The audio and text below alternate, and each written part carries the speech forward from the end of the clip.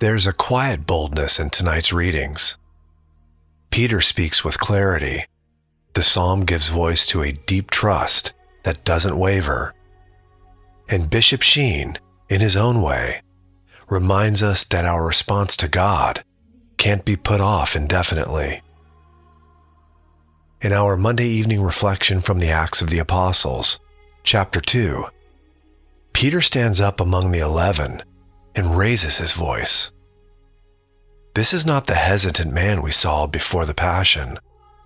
Something has changed, and it shows in the way he speaks. Direct, clear, and without apology. You who are children of Israel, hear these words. He begins with an invitation, but it quickly becomes something more. He names what happened. Jesus the Nazarene was a man commended to you by God with mighty deeds, wonders, and signs. This man you killed, using lawless men to crucify him. There's no softening of this truth here. But Peter doesn't stop there, and that matters, because the center of his message is not the sin. It's what God has done in response to it. But God raised him up, releasing him from the throes of death, because it was impossible for him to be held by it. That line stays with you. It was impossible for death to hold him. As Peter continues, he reaches back into the words of David, showing that this wasn't sudden or unexpected. It had been spoken, prayed, and hoped long before. I saw the Lord ever before me. With him at my right hand, I shall not be disturbed. There's a steadiness there, a kind of rootedness that doesn't depend on circumstances. The psalm echoes that same trust. Keep me, O God, for in you I take refuge. I set the Lord ever before me. With him at my right hand, I shall not be disturbed. It's the voice of someone who has learned where safety truly is, not in control or certainty, but in closeness to God. And then the promise deepens. Because you will not abandon my soul to the netherworld, nor will you suffer your faithful one to undergo corruption. These are not just poetic lines. Peter makes it clear. They point to something real, something fulfilled. God raised this Jesus. Of this, we are all witnesses. What strikes me is how grounded all of this is. Peter is speaking about something that actually happened, something witnessed that changed everything. And yet the psalm gently draws us back to the interior life. You will show me the path to life, fullness of joys in your presence. Not just life after death, but a way of living now, shaped by trust, by nearness, by confidence in God's presence. We can hear all of this and still keep it at a distance if we're not careful. It can remain a story about Peter, about David, about something long ago. But the invitation is much closer than that. I set the Lord ever before me. That's not just a line to admire. It's a way to live. Because the question underneath all of this is simple. Where do I actually place my trust when the day is over? When things are uncertain, when I'm tired, when I'm not in control, what do I lean on?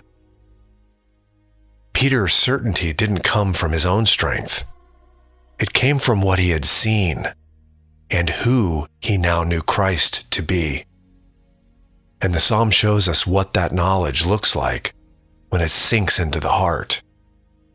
It becomes refuge, steadiness, joy. Therefore my heart is glad, and my soul rejoices. My body, too, abides in confidence. Not because everything is easy, but because God is near. As the evening settles in, there's something quiet here for us to take hold of. Not a long list, not a complicated plan, just this: to place the Lord before us again, intentionally, even if the day didn't go the way we hoped. Maybe that looks like a simple acknowledgement. Maybe it's a brief prayer, or even just a moment of stillness where we remember He is present. You're allowed to rest in the truth that you're not abandoned, that your life is held, even when you don't fully feel it. God has already acted. Christ is risen, and His presence is not far from you. Hello friends, it's Aaron. Welcome to the Sacred Heart family, where we pray together, walk with the saints, and reflect on the gospel every day. If this reflection brings you peace, please like and subscribe. As we prepare our hearts for rest, we now turn to the wisdom of Bishop Fulton Sheen. Let no one think he can be totally indifferent to God in this life and suddenly develop a capacity for Him at the moment of death. There's an honesty in that statement that can feel a little uncomfortable at first, and it should. But if we sit with it, it's actually very practical. Our relationship with God isn't something that appears suddenly at the end of life. It's formed slowly and quietly in the ordinary moments, through attention, through prayer, through small acts of turning toward Him. If we spend our days keeping God at a distance, that shapes us. And if we spend our days, even imperfectly, trying to draw near, that shapes us too. We're always becoming more capable of what we practice. That doesn't mean we have to be perfect. It doesn't mean every prayer has to feel strong or focused. But it does mean that the small choices matter. The moments when we remember Him, the times we choose to trust instead of turn inward, the quiet efforts to keep Him present in our lives. Over time, those moments form a kind of familiarity, a recognition. God is no longer distant or abstract. He becomes someone we know, someone we turn to naturally. And tonight is one more small opportunity to respond. Not from pressure, not with fear, but with a willingness to turn toward Him again, even if it's just for a moment before sleep. Please join me in our Catholic evening prayers, uniting our hearts with the Church's April devotion to the Holy Eucharist. Click the link in the pinned comment, and I'll see you there. God bless.